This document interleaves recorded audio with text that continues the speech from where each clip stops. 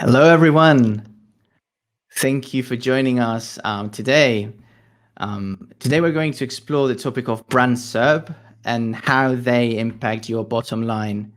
I'm very, very excited to present our guest, Mr. Jason Barnard, the SERP guy himself. With over 20 years of experience in digital marketing, he is a professional musician, podcast host, and he's also the founder of Calicube and CEO as well, a digital marketing agency that focuses on helping clients optimize their brand SERP. How are you doing, Jason? I'm doing great. Thank you, Victor. Thank you for having me, and thank you for the introduction. I was indeed a professional musician. I am now a podcast host and company owner and builder of the Calicube SaaS platform, which we'll see in a moment, which is very, very, very strange mixture because I was also a cartoon blue dog, as we will see in a moment. It's great to have you here. Before we start, everyone, make sure to leave your questions on the question tab right above the chat. We will be answering them at the very end of Jason's presentation. So tell us, Jason, what are we going to see today? I'm going to talk you through your brand SERP, why it's important, how it's important to which people, which entities, the people who are watching your audience, Google, and your digital strategy yourself, why it's important, and what you can do to make it better, and how that can help your overall digital strategy, with some emphasis on the e-commerce, but basically this applies to everybody. And we'll see, I hope at the end with some questions, how it really, really, really is important for e-commerce. It is. So we can begin. Yeah, I can share my screen, which is the first thing in this whole thing. I've got this beautiful slide that comes from the splash screen. Welcome, brand SERPs are vital to your bottom line, what you need to know. This is the topic of the day. It's my favorite topic in the entire universe, and I've been studying brand SERPs for 7 years. I will tell you very quickly the story as to why I started looking at brand SERPs. It's because I was a blue dog in a cartoon, and when you searched my name 7 years ago, the only thing you saw was a blue dog. And that meant, as a digital marketer, when I was trying to sell my services to my clients, they would search my name after a meeting with me, having been convinced that I was #1 best digital marketer in the world, and they would see a guy who was doing a blue dog in a cartoon. And I lost a lot of clients that way because they saw my result and thought, a blue dog, don't really want that person dealing with my digital strategy. And so that kind of image made me realize that my brand SERP, what people see when they search my name, is my business card today. I can give them the best business card in the world when we're in the meeting, but once they get onto Google, Google makes the decision about what to show them, and that is what they then retain after I've left the room. And as we'll see, in fact, I just said Google decides what to show them, but we can very heavily influence it. And I would suggest, if we're good enough at it, we can control what Google shows, and that is power indeed. So I'm the brand SERP guy because I specialize, obsessed with brand SERPs. As you can see, I've got a really nice looking brand SERP. If you remember, a few years ago, you would get 10 blue links. Nobody gets 10 blue links anymore. Very few people or companies or results have just 10 blue links. Google's going multimedia, so we need to go down that path as marketers, as people, and as Google users as well. We're really keen, and I think that's what we were talking earlier on with Victor about. As Google users, we love all this stuff. And as marketers, we need to embrace it and make the most of it. I'm also the knowledge panel guy. That's the thing on the right-hand side. Basically, on the left-hand side, Google is making suggestions, recommendations. And if you consider that when you want Google to rank you, whatever the situation, brand SERP, not a brand SERP, products, red shoes, blue widgets, you're asking Google to recommend your solution, your answer to its user for their problem or the answer to their question. The left-hand side is all about recommendations. The right-hand side on desktop is all about fact. Google is saying, this is what I think is true. So that right-hand side is a deep insight into how Google perceives the world, and in particular on a brand SERP, and this is vital, how it perceives you, how it understands you. And as you can see, it understands me really rather very well. But I've been working on this for 7 years. I've got 2 decades in digital. I used to be a blue dog, as I said earlier on, and you can still see that on the brand SERP. I got rid of it on the left-hand side. On the right-hand side, I kept a little bit of the songs I wrote and the cartoon I made, because it is part of my story. My brand SERP tells my story. If we go back to, you can see a story, a life story there, who I know, who I'm associated with. I spend too much time on Twitter. I've got a podcast. I've got video boxes. So if we go through it, I was a blue dog in a cartoon. That's still up there. I've got a groovy podcast, intelligent, interesting, and fun with lots of amazing guests. I do recommend listening to it, not because I'm on it, but because the guests are so stunningly interesting and informative. I learned more from doing that podcast. I'll go back to that screen. I learned more from doing that podcast, 180 episodes, than I did in the 5 or 6 years previously, just from asking people who really know what they're talking about, the questions that have been burning my brain for years and years and years. They explain it all to me, people like Bill Slasko or Joost de Valk or Jono Alderson. Incredibly, incredibly educational for me personally, and I'm sure it will be for you. Next, I'm a speaker and a host. That's when I get to share all the things that I know and I've learned from these people and I figured out for myself. As you can see, speaking around the world, I've been to Yoast, talked to Ran Fishkin, went to Ukraine and talked on SE Rankings site, which was really good fun. So I get asked to speak about what I do as well and what I know, as on Doofinder.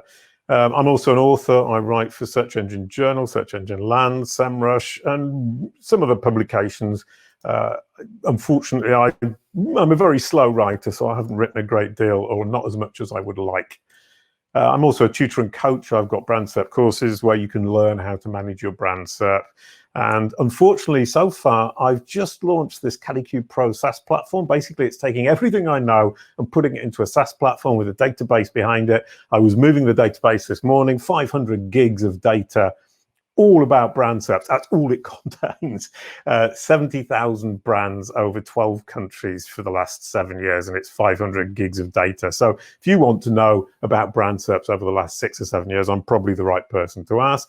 But I haven't yet managed to leverage Kalicube Pro up onto the brand SERP. I started an experiment, and you'll see in a moment, I spend my life doing silly experiments, clever experiments, idiotic experiments, and interesting experiments on brand SERPs for myself and my cartoon characters we saw earlier on. I don't experiment on my clients. I think that's unfair. I try to learn on myself. Like any good scientist, I experiment on myself. And then I apply what I learn to my clients and to help them. So Kalicube Pro will be there soon. The experiment started on Sunday. And if you're interested, follow me on Twitter. I post regularly my updates there. And John Muller sometimes gets involved and gives us some handy hints about quite how silly I'm being a lot of the time. So the plan for today is 3 points of view on your brand SERP. There's your audience, there's Google, and there's you. And your brand SERP should be a big part of your overall digital strategy. Most brands don't even think about it. And when they do, they just think, yeah, I can control my brand SERP, no problem. I rank #1, that's good enough, or job done. It's not. It's a fundamental part of your digital strategy, as you will see. And then I'm going to talk about how to improve your brand SERP, basic tactics and blue links, which is the basis of Google results, and glorious rich elements, which I was talking about earlier on, the Twitter boxes, the podcast boxes, the knowledge panel, the video boxes. I absolutely love the rich elements. You would call them SERP features. Google's going multimedia. Let's embrace it and let's make the most of it, because it actually, when you start looking at these rich elements, you end up driving your content and digital strategy incredibly effectively and incredibly efficiently. So before I start, what do I mean by brand SERP? I want to be really clear. Exact match brand search. I'm not talking about branded search where it's, company name plus reviews or company name plus product or company name plus problem or whatever. It's your company name, just the company name, or if you're a person, your personal name. What appears? What does Google show? What does your audience see? So we have an exact match brand search.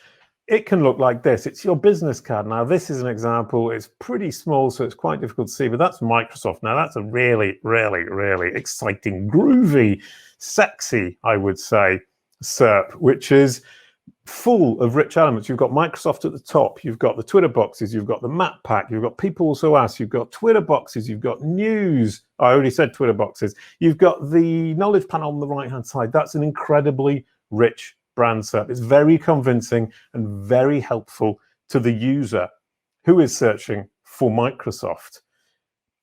But there are all sorts of brand SERPs. Over there on the left, you've got Microsoft, incredibly rich, lots of things to do, lots of information, lots of variety, lots of different things to control for Microsoft. And as you can see, if you think about it, that's actually, it looks to me like a digital strategy, as we will see. In the middle, it's Calicube.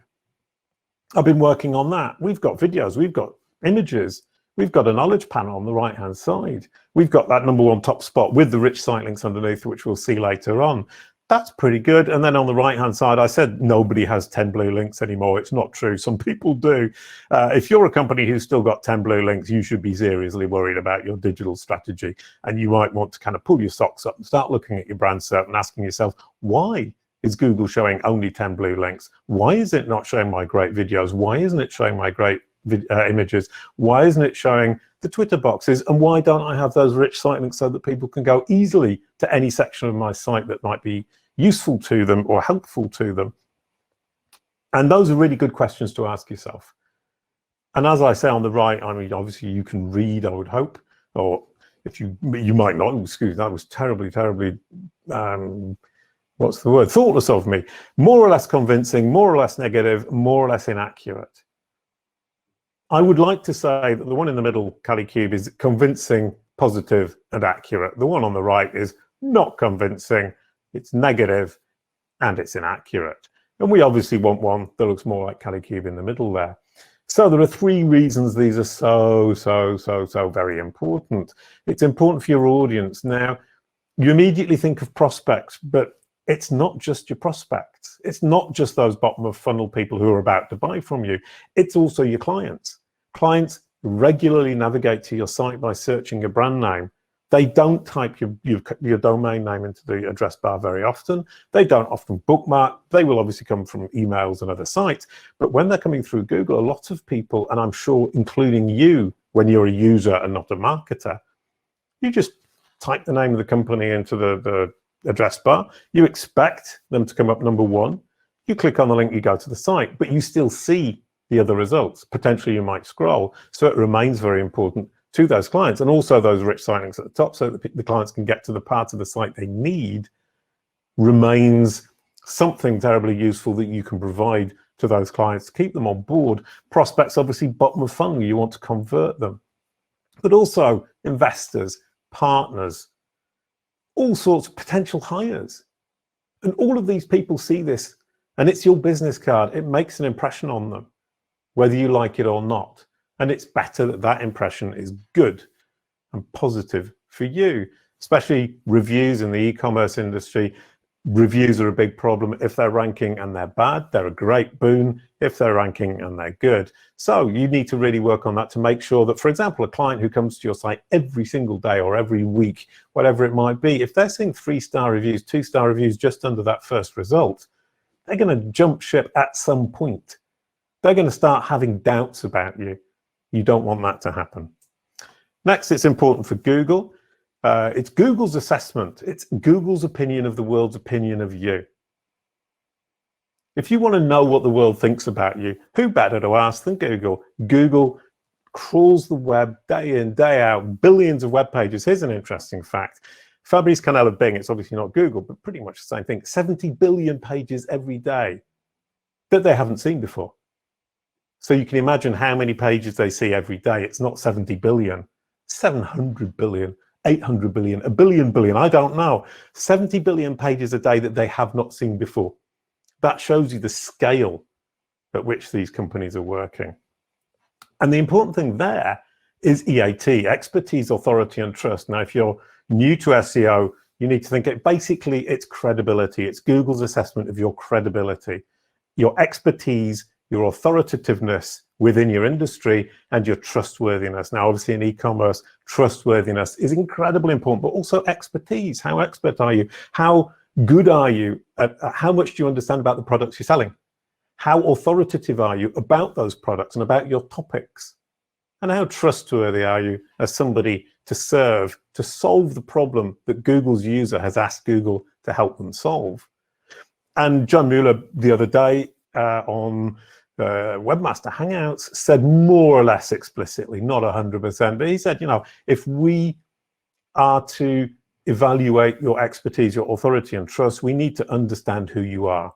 And I will then now take this further and say, your brand SERP indicates very clearly whether Google has understood who you are or not.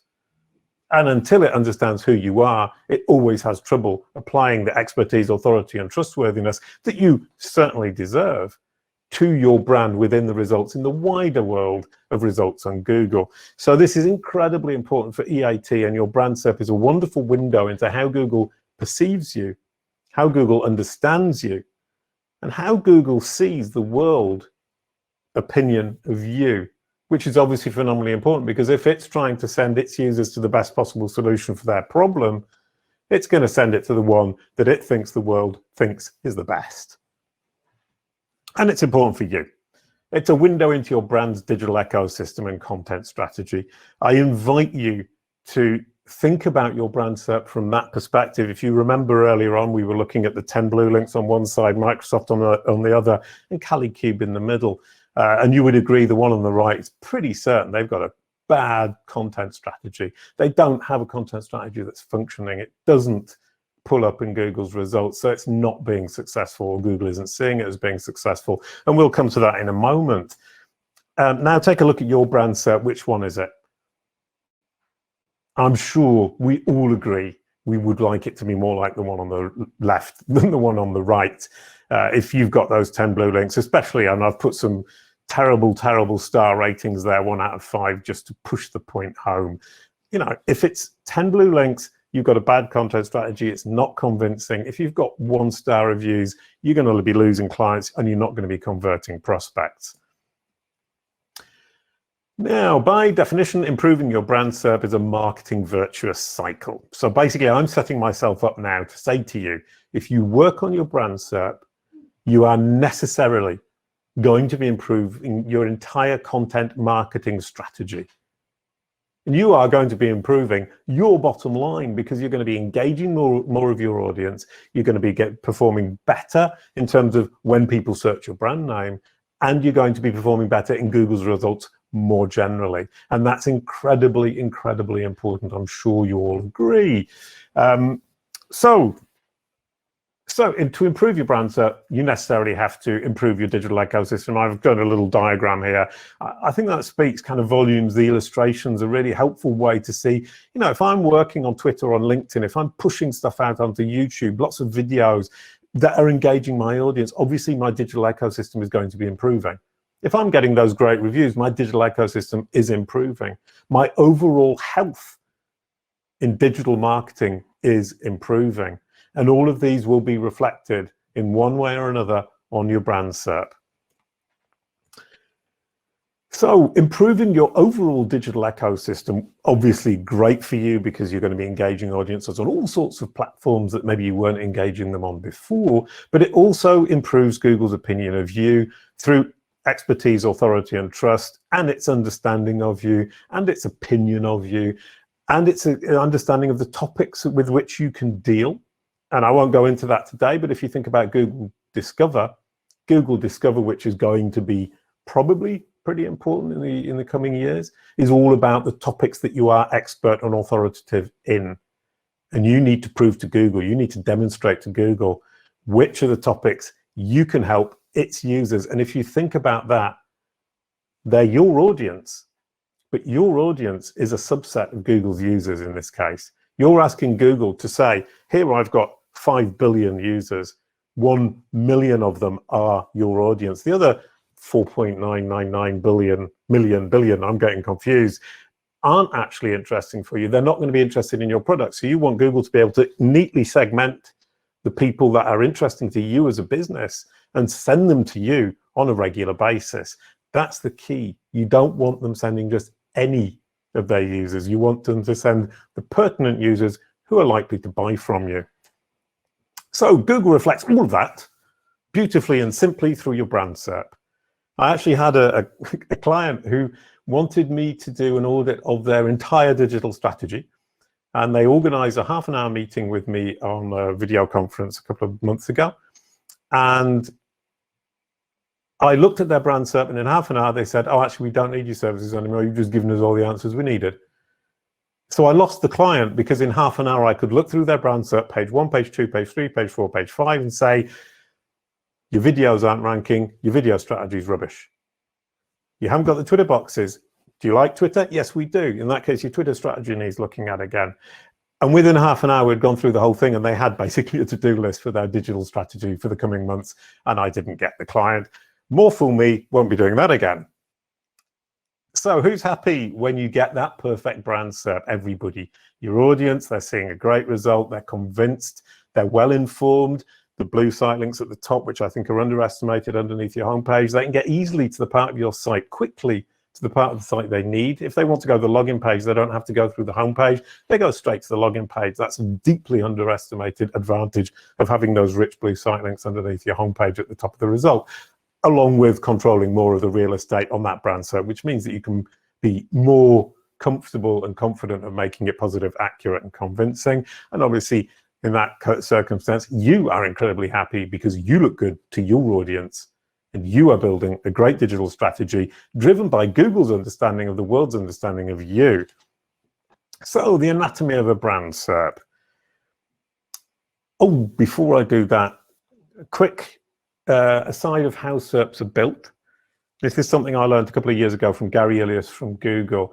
Incredibly interesting description that he gave us of exactly how it works. Now, we kind of tend to think, oh, Google's got this algorithm and it just ranks things. And he told me, in fact, he didn't use the term Darwinism, but basically you have the different verticals: news, videos, images, social media isn't really a vertical, so that would be cheating, that are all competing for a place on that SERP. But they all have different algorithms with different weightings.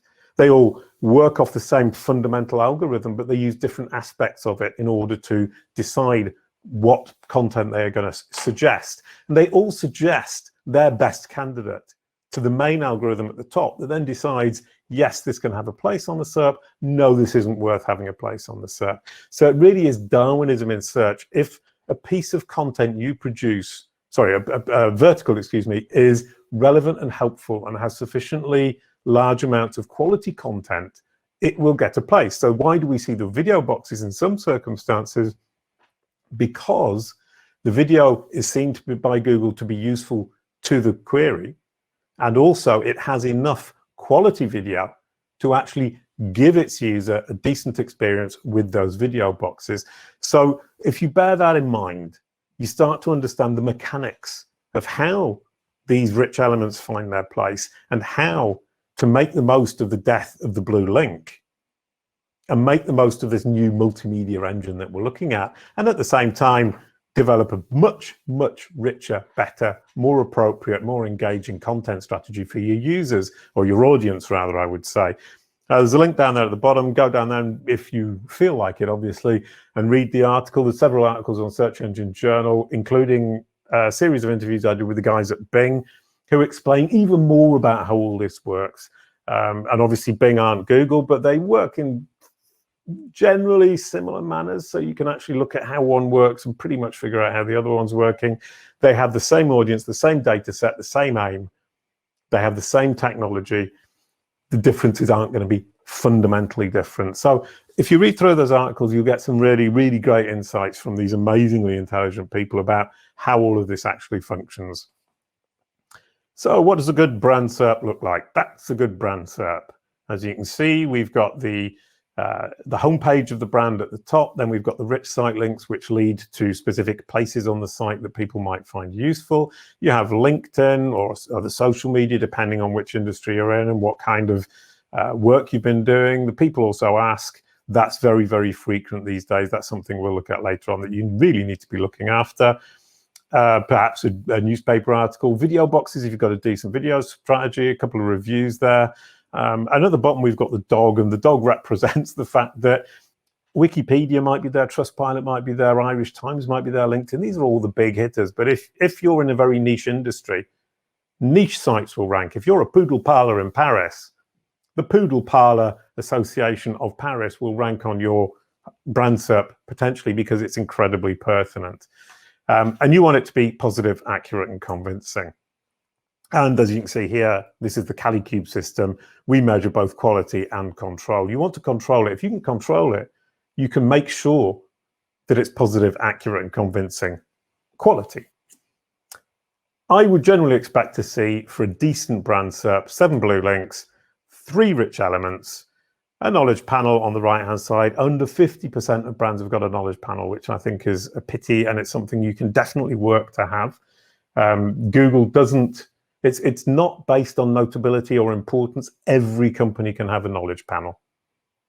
And the knowledge panel isn't Google My Business. It's a knowledge panel where Google states the facts that you do not control. The machine has understood the facts about you and is presenting its understanding of the facts about your brand to its audience. So that idea of the knowledge panel as being a bonus, we'll see in a moment, it's not. It's something fundamentally important. And Kalicube, basically, I've built Kalicube from my experience of 7 years working for clients to help me help my clients. And now I'm going to open it up as a SaaS platform to track, measure, and improve brand SERPs and trigger and manage knowledge panels. So we've got through about half of it now, and we're going to look at how to improve your brand SERP without having to pay for Kalicube Pro. I'm going to give away the secrets because all of this is actually very, very, very simple, good sense, common sense, simple SEO, great marketing. So you will have a good brand SERP with or without the platform simply by being a really good marketer, half-decent SEO, and slightly self-reflecting about what it is we're looking at when we search your brand SERP. And don't lie to yourself and pretend things are better than they are. Be brutally honest, because that's where you're going to find the wins here. So the general tactics for the blue links, first thing to do, look at your homepage. Look at your homepage at the top. Look at how you can change the meta title, the meta description, make it look sexier. Look at all the content you control. So it's going to be your brand, your homepage, but also all the pages about podcasts, Kalicube Pro in my case, your products, your category pages, your blog. Those can appear as rich site links. Meta titles, meta descriptions, phenomenally important there. You want to have your login page in there. I was talking to Joost de Velk from Joost, who was saying, yeah, I hadn't really thought about that. Actually, login pages, although it can be a security risk, are actually very important to user experience when people are searching your brand name on Google. So that login page is potentially something you would want to show your users so that the client who is navigating to your site through Google can just click on the login page and land straight there, and they get a good user experience. And that's good for you, good for Google, good for the user. But also look at all the other domains you control. Could be departments, could be a blog, subdomain, other domains, other countries, your subsidiaries, your parent company. All of these are things that you can directly influence and improve those blue links. Excuse me, I lost my train of thought for a moment. And then you can improve and add the ones that you semi-control. Wikidata, a bit naughty there. You can actually edit it. Don't edit it. Or add yourself to it if you're not notable. Here we do have notability guidelines. Don't mess with Wikidata. Don't create a big kind of junk field. You don't need to. You can actually trigger knowledge panels and improve your brand SERP without Wikidata. TechCrunch, Bloomberg, YouTube, Twitter, you name it. Any of these things that you can semi-control would give you a profile page or a page that you can edit about yourself. Twitter, for example, your Twitter account, you can edit the title. You can half control what it shows on your brand SERP for you. We'll always have the Twitter branding, obviously. Then you want to push up the better results from below that you don't necessarily control. It's a mistake to think that the results that you think are great, like those amazing reviews that you've got on page 2, cannot be pushed up to page 1. It's actually pretty easy, push them up to page 1. All you have to do is demonstrate to Google that those reviews accurately represent your business and your service to your customers, because Google wants to show on that brand SERP, and here's the key, it wants to show its users, who are your audience searching your brand name, the content that is the most valuable, pertinent, useful to them, and that means representative of you. So if you've got great reviews and you deserve those great reviews, there is no reason for Google not to rank them. You simply have to encourage it. And the cherry on the top, as I said earlier, is the knowledge panel, but it's actually not a cherry on the top. It's the must-have. If you're not working for that today, you should start working for that today, because Google's understanding of the world is going to be the single most important thing in SEO for the next X years. I don't know how long, but we're moving completely away from keywords and inbound links to simplify vastly and rudely and terribly. Google used to just count words and count inbound links. It now understands, or it's starting to understand the world, and it's starting to be able to say, this is what the person is looking for, and this is the solution. And I don't just count words and count links to figure out what the best solution is. I understand what the solution is and how good the provider of that solution is in terms of expertise, authority, and trustworthiness. So once it's understood who you are, it can apply those three key credibility signals, and it can start to make the decision that you are the best solution for its users. So the key to the future is Google's understanding of who you are, what you do, who your audience is. If you can get it to understand that, you've got a much, much, much better chance of being recommended by Google to its users as the best solution to their problem or the best answer to their question. Understanding is absolute key. Now, the glory of rich elements, as I said earlier on, I absolutely love SERP features, rich elements, whatever you want to call them. I call them rich elements simply because I think they're going to evolve beyond the idea and the concept of SERP features. So, for example, Discover would be a rich element, a rich aspect of what Google is doing, which isn't a search feature. So rich elements is a wider point of view of this, is saying, let's prepare for the future and get our vocabulary right so we don't need to change it tomorrow. Right now, this is the situation around the world. In the Calicube database, as I said, we're tracking 70,000 brands, of which some are German, some are French, some are Italian, some are Dutch, some are Spanish, UK, and the US.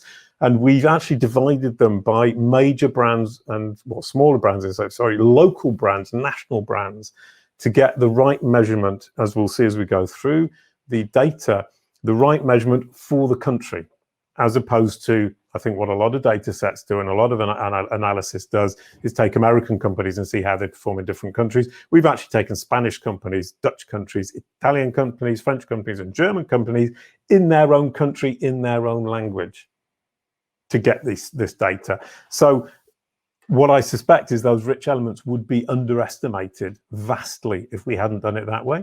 But as you can see, I said death of the blue link earlier on, and I was being cheeky, because the blue link isn't dying. It's already pretty much died as much as it's going to die.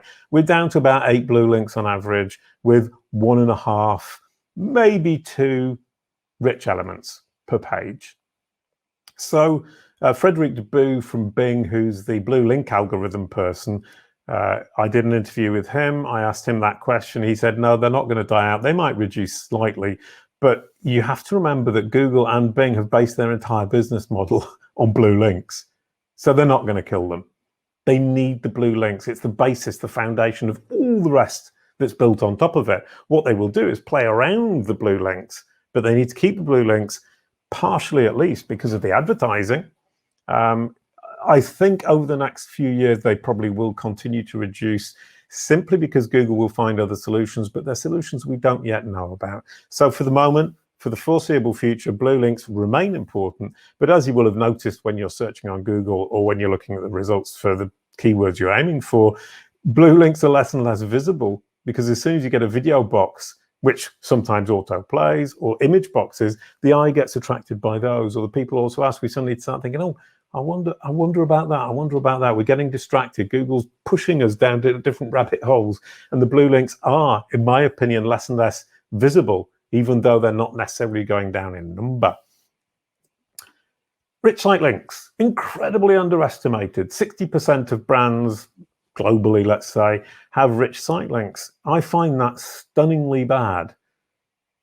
As a brand on your brand SERP, having those rich site links which allow your user or your prospect or your investor or your potential hire to get straight to the page on your website that they want to get to seems to me to be a basic need. Yeah, you can see here, SE Ranking have managed to get theirs, and it's very relevant. But Google is incredibly good. I've got lots of clients where we've tried to change them. We've looked at why it's showing particular results in those rich site links. Google is incredibly good at understanding, and it will adapt them country by country for international brands, and even potentially person by person. And you can see here for SE Ranking, immediately they know the user is going to be interested in plans and prices, or their keyword suggestion tool, or their white label offer for agencies. So it's understanding the potential intents that the user can have, its user, SE Ranking's audience. And it's trying to say, here is the easy path, the effective path, the efficient path for you to get where you want to go within the SE Ranking universe. How do you do it? There you go. Now we're going to come through now on the practical stuff. I'm not going to go into details. I will assume that either you know something about SEO or you can read up about it. The idea here is to give you an overview of actually what you can do. And I will remind you, you can watch this whole thing back. I do speak quite quickly and there's an awful lot to digest. For me, this is all incredibly simple because I've been doing it for 7 years. And I do realize that for most people, it's kind of a new approach that they haven't necessarily seen before. And although it's very simple, and it's not complicated, it's certainly a lot of information to digest all in one go. So good on-page SEO is the key to these rich site links. Meta title, meta description. The content in the page needs to be useful and clear to Google, useful to the users and clear to Google. Schema markup, incredibly important. Semantic HTML5. And if you look at the schema markup, I would advise you, because you'll hear it a lot in the next slides, and also for any e-commerce site, schema markup is phenomenally important. If you haven't started looking at schema markup for your website, for your e-commerce site, you really, really, really need to. And here we've got some page types. Adding this really helps Google to understand which one is the contact page, which is the about page, which is the profile page, which is the pricing page, and which is the blog page. Seems obvious to you, isn't necessarily obvious to a machine. And really having that content, the meta title, meta description filled in, plus that schema markup, semantic HTML5, probably don't need to worry about that so much. But if you can get a meta title that's clear, a meta description that describes what's in the page, the content that describes what the user's doing there, and then using a bit of schema markup to clarify for the machine. And I'll just say now, schema markup is basically, if you don't know what it is, Google's native language. It's the language, it's expressing things or information to Google in a language it can natively understand and digest. And if you can do that, you're really doing a service to a machine that is still pretty binary, and it does need reassurance. And this schema markup gives it reassurance that it has correctly understood what is in the page, what role the page plays. And those ones at the bottom, homepage, contact page, about us page, profile page, pricing, and blog, just indicates Google what the role is. And you can immediately see why that helps it with the rich site links. If it can know the role of the page, it can easily know whether it should be showing it in the rich site links and for whom. Image boxes. What I see here is that the UK and US have got a lot less, and it seems counterintuitive, but that's actually because image boxes are relatively low-hanging fruit. And many companies in the UK and the US have already got that fruit and moved on to video boxes. As a rule, video boxes will often replace image boxes, or people also ask will replace the image boxes. So what we're saying here is if you're in one of the other countries, you would want to start looking at, yeah, I want to get my image boxes. That's my low-hanging fruit, easy to get. And here, CaliCube have got them. But I also want to look beyond that and start to think, what am I going to be getting next? Because they're going to get replaced. They're not the best rich content Google could provide. Video is definitely preferable when it can get them. Most of the time, obviously, in e-commerce, depends as well on your business. But as a general rule, and here, easy peasy, absolutely easy getting good image boxes, good image SEO and design strategy. You can see there, I've got a wonderful design strategy. I would love to say I designed it, but I didn't. A graphic designer did that. And that was a year ago. I paid somebody to redesign everything, do me a set of colors, and I just use this, all the colors all the time. They all go together and it's absolutely wonderful. And a few templates that I use. And the whole thing took 3 months to trigger the image boxes. And I don't want to really say this, but Google's got some taste. I think it analyzes the image and it understands when it's pretty and when it's not. And the image boxes tend to be reasonably pretty given the rubbish that people throw at it. If you look in the full image results, you'll see how rubbish it can be. And they actually tend to show reasonably pretty images. Obviously, it's still a machine. It doesn't always get it right. And it doesn't necessarily have good taste. Although taste is obviously completely subjective. So what I think is pretty, you don't. And that might not be pretty to some people here. So you want to go for quality images, do proper image SEO. You want semantic HTML5 with fig captions and figures, which shows what role, once again, we're talking about showing the machine with code what role the element plays in the page in this case, and before it was what role the page plays within the site. So the HTML5 and the schema markup really helps us to explain to Google what role a page or a piece of content plays within the site. And the machine is incredibly grateful to you when you can do that. Metadata within the images, Olesia Korobka, who's in the middle there, the orange one, watch that podcast episode if you're interested in extremely advanced image SEO tactics. She's an absolute genius on that. Well worth listening to that podcast episode, full of knowledge bombs, as people say. Schema markup once again, but also Google will not give you the image boxes if you keep all your images to yourself. You need to distribute them on trusted sources. So you'd want to push them out, obviously, to your social media channels, but also if you've got the wikis are always very good, but also Crunchbase, LinkedIn, ZoomInfo, all of these different sites that navigate around your brand. And you want a consistent brand image. What I've noticed, and once again, this is not scientific, but generally speaking, if you don't have a consistent brand image, it's pretty difficult to get the image boxes, or more difficult rather. Video boxes, absolutely no pattern there at all. Video boxes depends on the company, how good their video is, and importantly, how much their audience engages with the video. But more than that, how much Google sees that they're engaging with the videos. Now, if you're making videos and you're saying, well, my audience are engaging perfectly well, but I still don't have those video boxes, what that means is you can see they're engaging, but Google can't. So you're losing the bonus that Google sees that you're actually very, very helpful to your users. You are expert, you are authoritative, and they do trust you. So if you can't communicate to Google that your users are engaging, your audience is engaging with your videos, you're missing out big time. And if you're creating videos but your users aren't engaging, you're missing out big time, both because you're not engaging your users, which would potentially bring them on as to become customers, but also because Google isn't going to show you the video boxes and you're not going to rank in Google for those videos, which obviously are part of a wider digital strategy than just your brand SERP. Simple, like the images, quality videos, SEO, video SEO, sorry, semantic HTML5, once again, schema markup. You want to put captions. Vastly underrated. Google isn't so very good, YouTube and Google aren't so very good at actually understanding what's being said. I did an interview on my podcast about that, which is really, really interesting. A guy called Ahmed, and I can't remember what his second name is, and I'm terribly sorry to him. I do apologize. So you do want captions, because if Google has captions, it can understand what is in the video just by reading the text. It doesn't need to analyze the video, and it won't make mistakes, and it will trust you. If you've provided captions, it trusts you to actually be explaining what's in the video.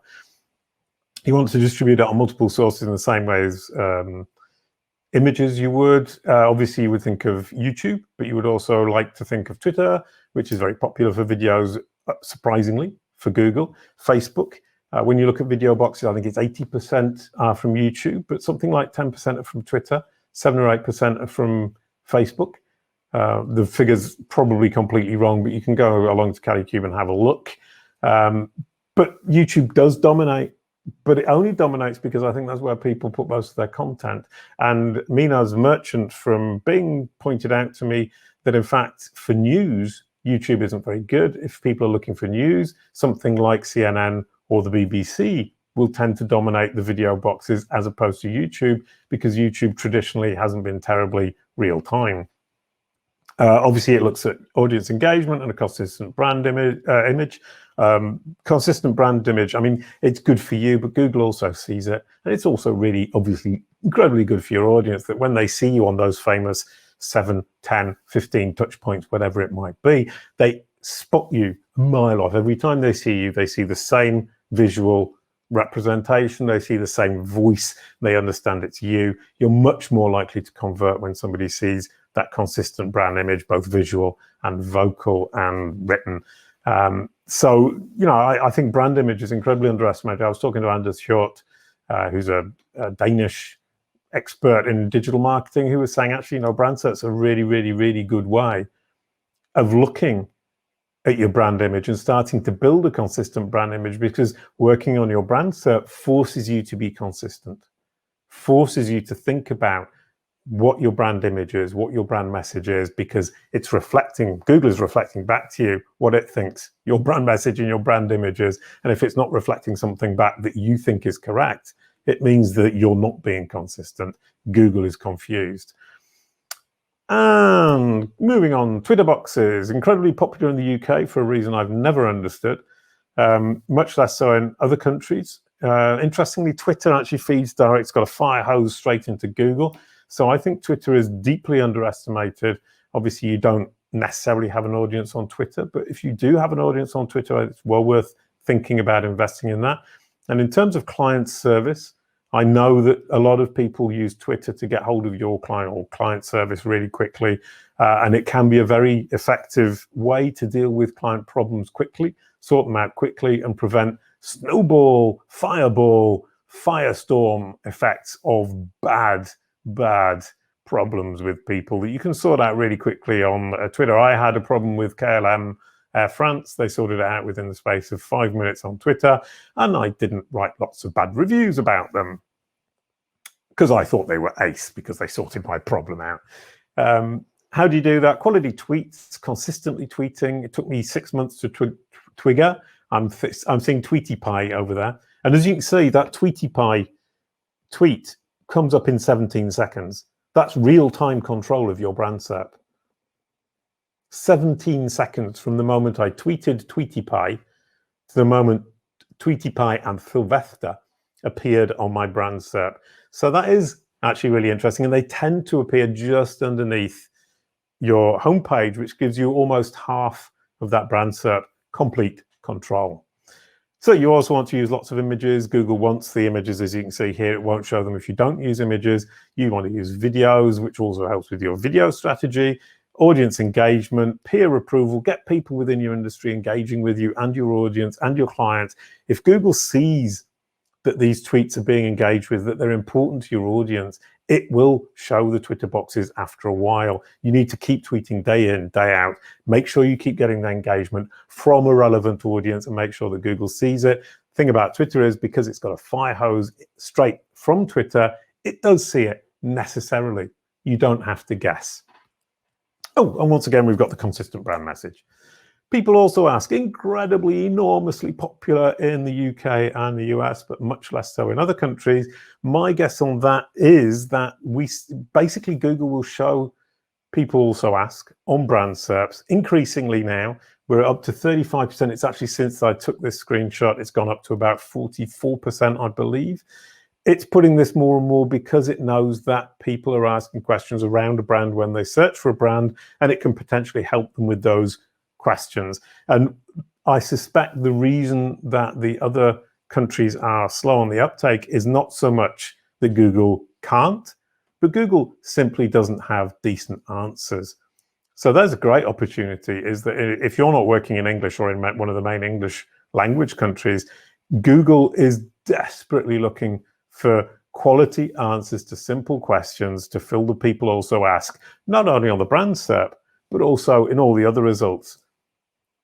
And I have this client, UBG. We saw it on the previous screen. You'll see it there. They've got 4 questions on their brand SERP, and they answer all of them. Now, that seems obvious, but it isn't. 67.8% of brands who have people also ask on their brand SERPs don't even answer one of the questions.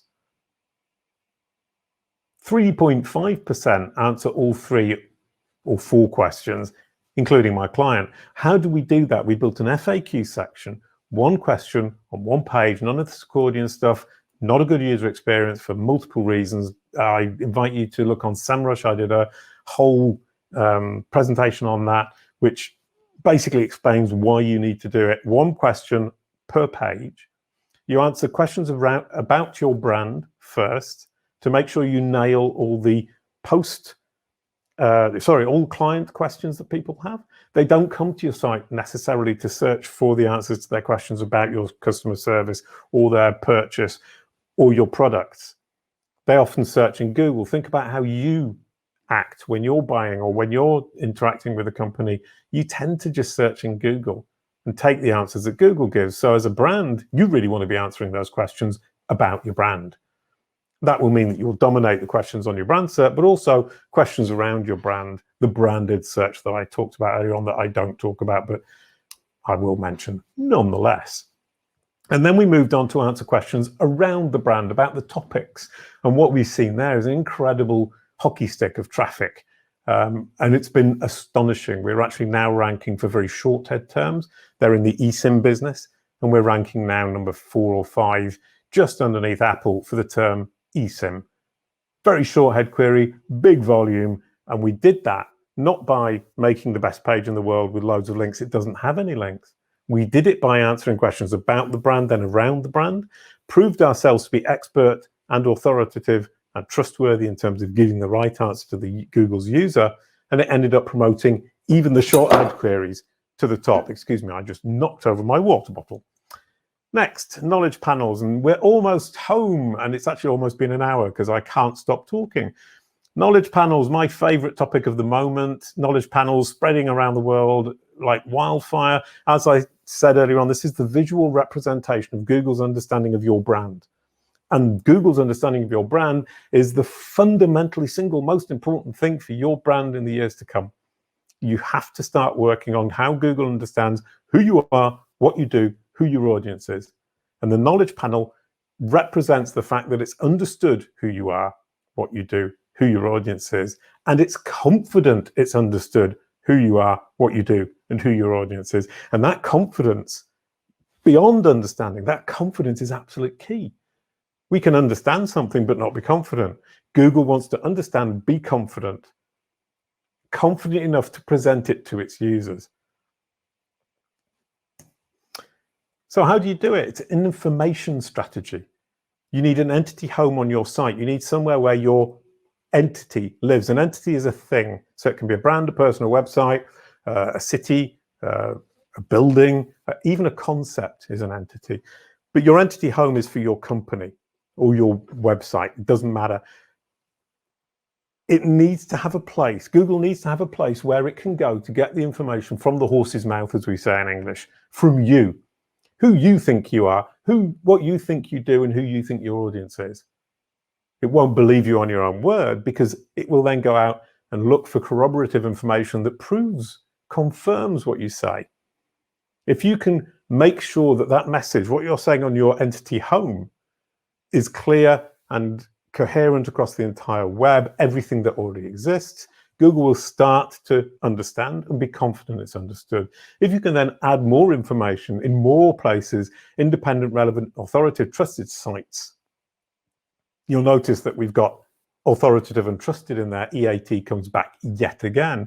Then Google will become even more confident. And then you need to simply, on your entity home, where you've explained who you are, what you do, who your audience is, point to all of this corroborative information so that the machine goes from the entity home and says, right, confirmed, right, confirmed, right, confirmed, right, confirmed. I now understand, confirmed, confirmed, confirmed, and I now believe, and I'm convinced.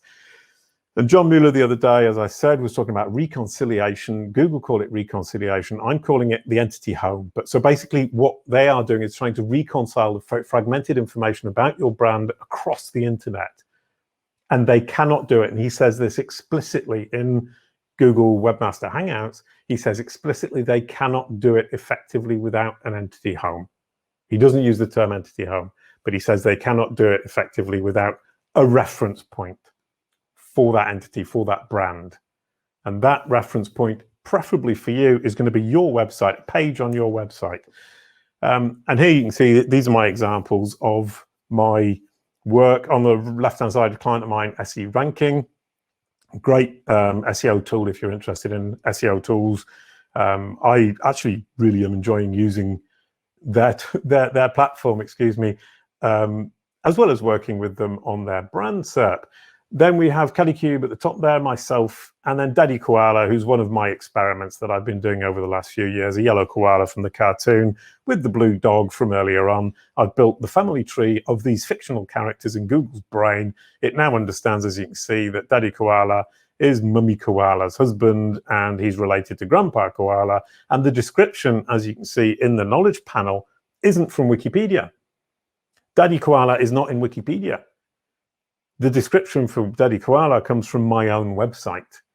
So Google understands that the best place to find information about Daddy Koala, the fictional character created by Jason and Veronica Barnard, is on Jason Barnard's site, which sounds logical, but it took a lot of work for me to convince Google that this is the place to look for the information about Daddy Koala, and that I am the authoritative source for Daddy Koala. You need to be the authoritative source about yourself. So, in conclusion, what I just described is simply, for me, a rounded, balanced content strategy. And it's reflected in the control and the quality of your brand SERP. If your brand SERP looks qualitatively wonderful and you control it, more than probable, you have a balanced, rounded, effective content and marketing strategy. So a reminder, when you improve your brand SERP, your Google business card, let's call it, you're more convincing to your audience, you boost Google's opinion of you, expertise, authority, and trust, you improve your digital ecosystem, and I think within this talk, I've probably covered pretty much every step of your acquisition funnel to the moment when somebody comes to your site to actually start buying from you. Tracking, measuring, and improving your brand SERP is a strategic necessity for me. Something that most brands, 99.999% of brands, completely overlook. Tracking, measuring, improving your brand SERP, strategically, incredibly important, incredibly overlooked. And obviously, I've now built the platform Kalicube Pro with data partners, WordLift, Authoritas, and SE ranking to optimize your brand SERP, manage your knowledge panel through a SaaS platform. And I haven't quite finished it yet, but I've been stunned at how much I've learned by building this platform to help other people to be able to do what I can do with brand SERPs and knowledge panels, which is optimize brand SERPs, make them look really, really positive, accurate, and convincing, and manage the knowledge panels once we've triggered them, and make sure the information on the right-hand side that Google is showing as fact is true, is accurate, and represents my brand message and my brand voice. Thank you very much. Wow, that was amazing, Jason. I've learned so much. Sometimes we take for granted that Google is going to understand who we are and what we do at our company, and sometimes we need to give some cues so that we get results. We have a couple of questions related to that. For example, can I just jump in quickly? You didn't ask a question, but I'm going to take it as a question. Yes, of course. And then we immediately, this really quick, is that Google does tend to understand pretty much what's being said in a page.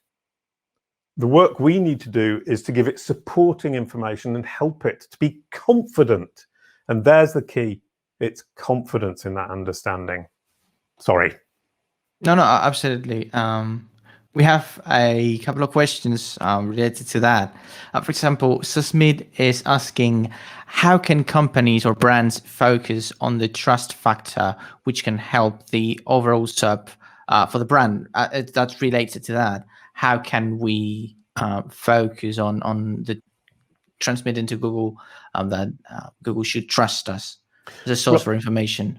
Yeah, I mean, now one really important thing to remember about Google's algorithms today is that they're all now machine learning driven.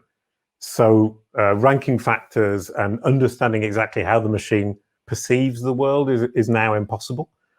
What we do know is how Google and Bing are measuring and how they're judging the machine. And Frederick Deboo from Bing said it very well, is that if we can understand what the metrics they're using to measure the success and failure of the machine, we can start to understand how we can improve our performances with that machine.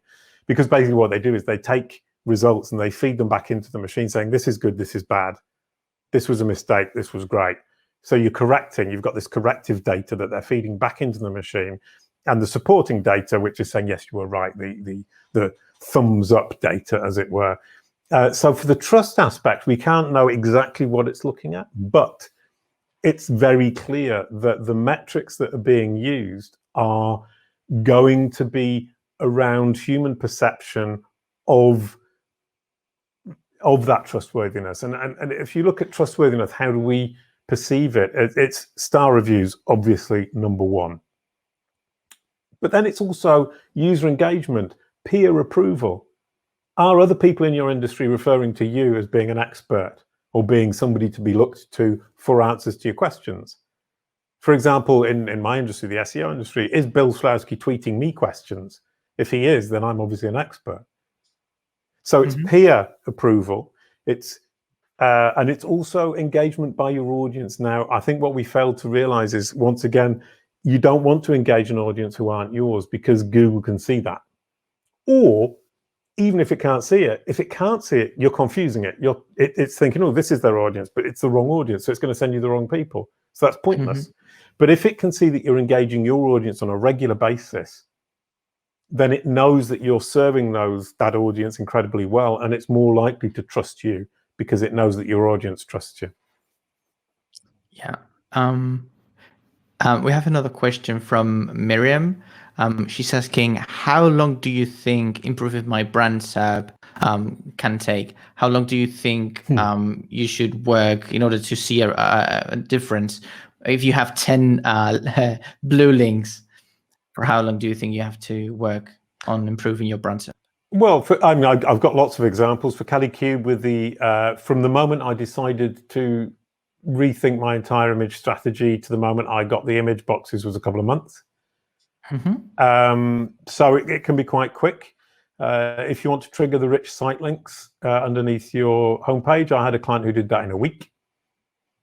And that same client also, they had a couple of problematic results on that first page, and it took them 2 weeks to get rid of one of them. And so you wouldn't expect to trigger video boxes if you didn't have a video strategy beforehand. It would take you, let's say, 6 months to build that video strategy up. But that being said, I was very surprised the other day with one of my clients. When we suddenly got video boxes, we were very surprised because she doesn't have any videos on YouTube at all. She created one video, put it on YouTube, reposted it to Facebook, and Google gave her the video boxes because it had seen that she already did lots of small chunks of video on Facebook and Twitter, and she got the video boxes with Facebook, Twitter, and one YouTube.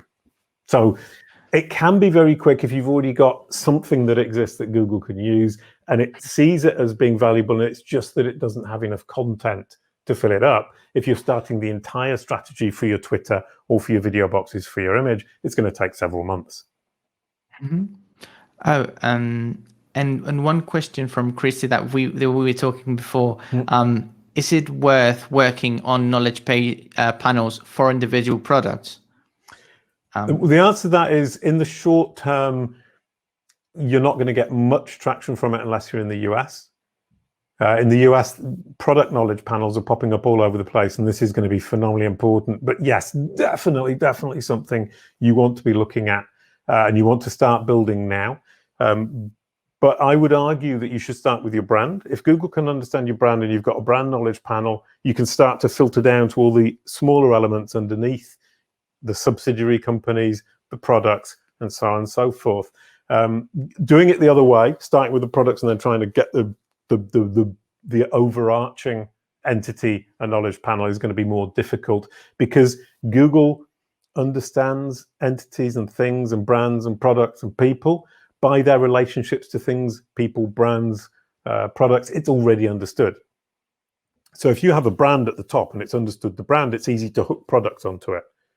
If you've got multiple products, it's actually quite difficult because the products don't have a relationship between them except through the brand. So it needs the brand, I would argue, to be able to effectively understand the products. It doesn't mean to say you can't do it. It just means to say it's more difficult.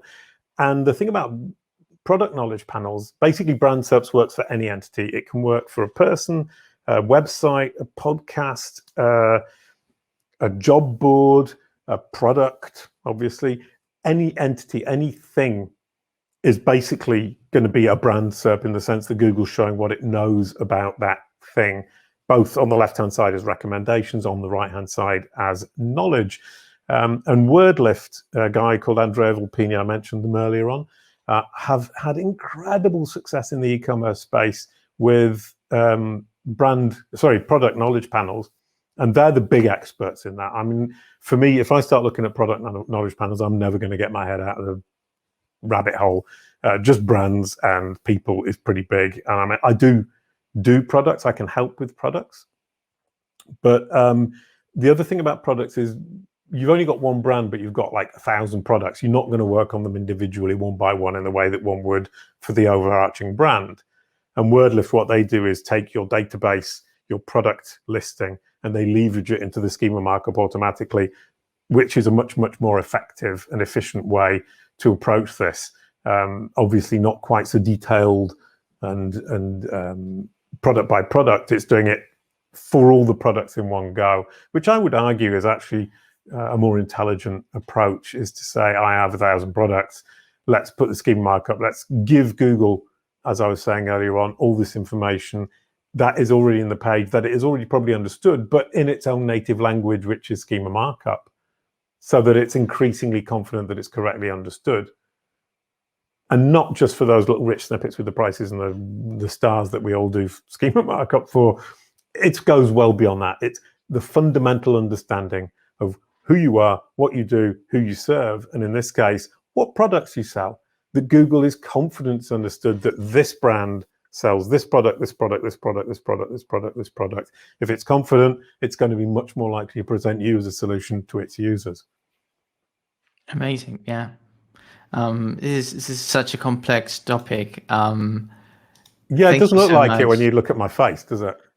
No. I mean, it is absolutely complex because, as I said, sometimes we give Google too much credit and think that it knows everything about our brand, and sometimes we have to work in order to give it the cues for it to recognize that we are indeed experts.